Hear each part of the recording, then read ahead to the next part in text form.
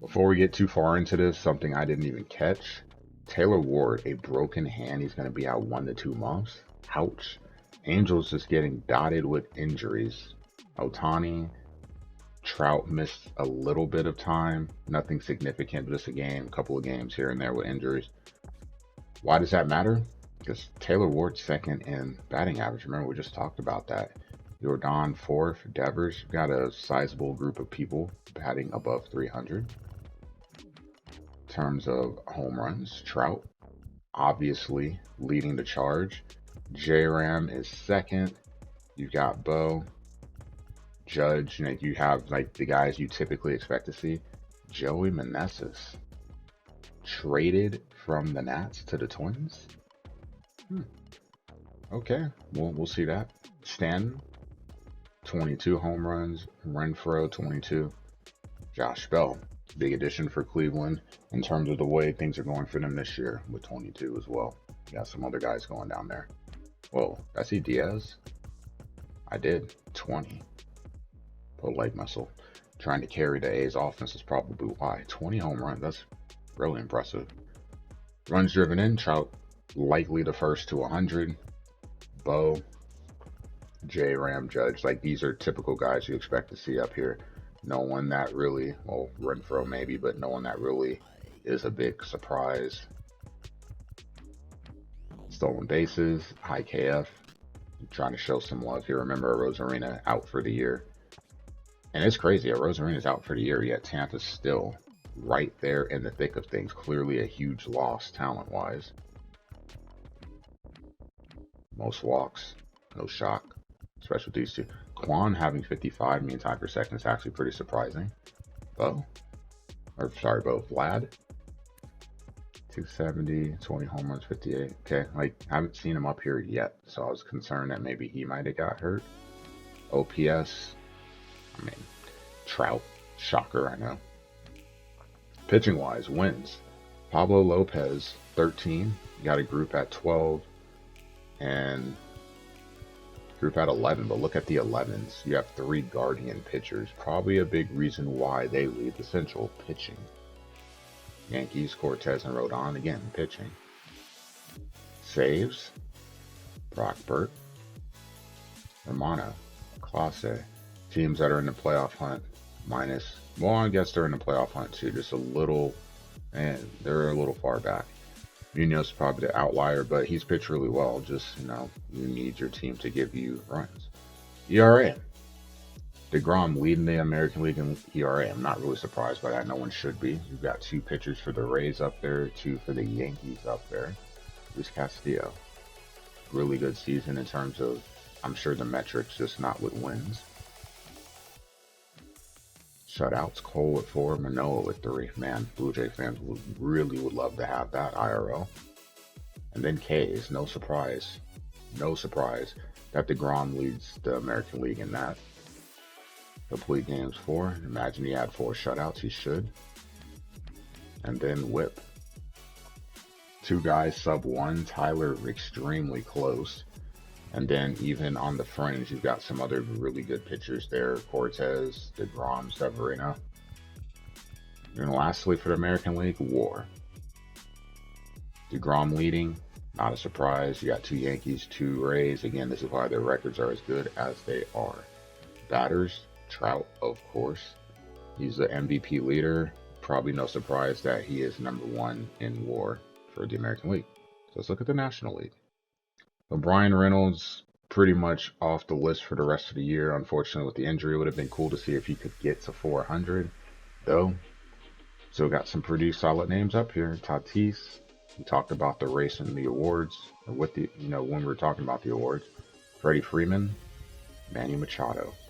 The real surprise to me is Tyler Stevenson. Not saying that he's bad at all, but I was really surprised to see him up here as the same with Trace Thompson. So cool. Something a little bit different.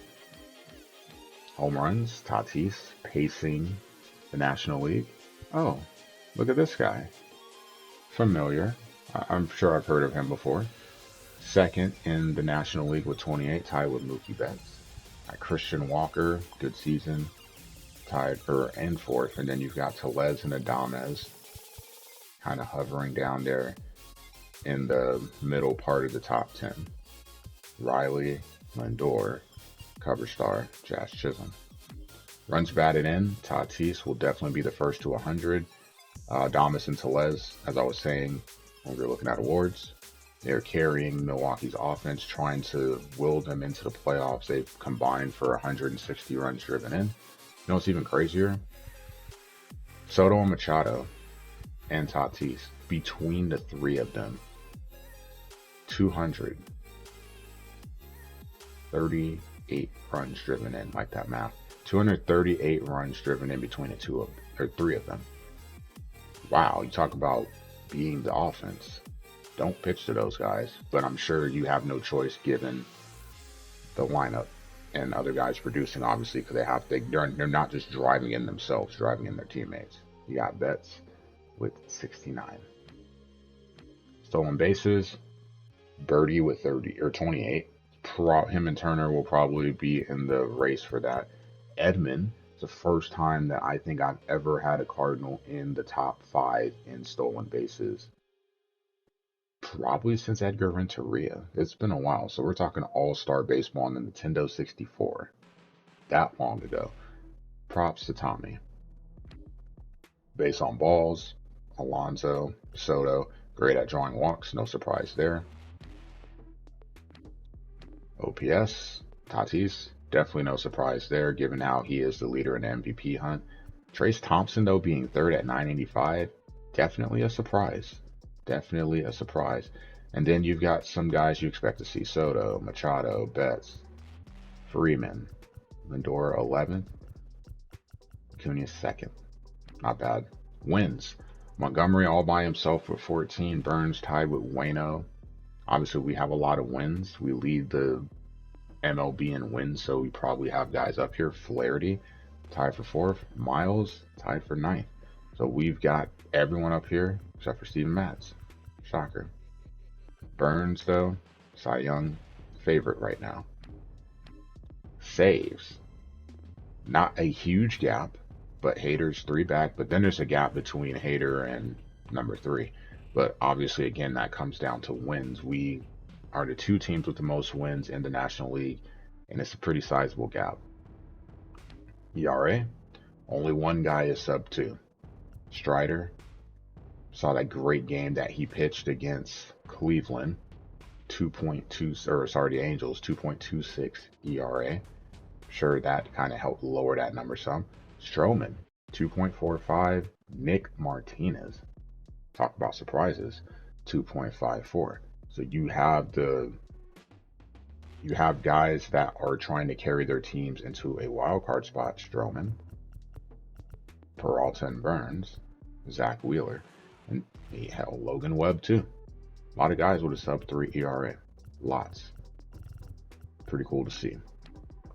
Shutouts: Wheeler with 4.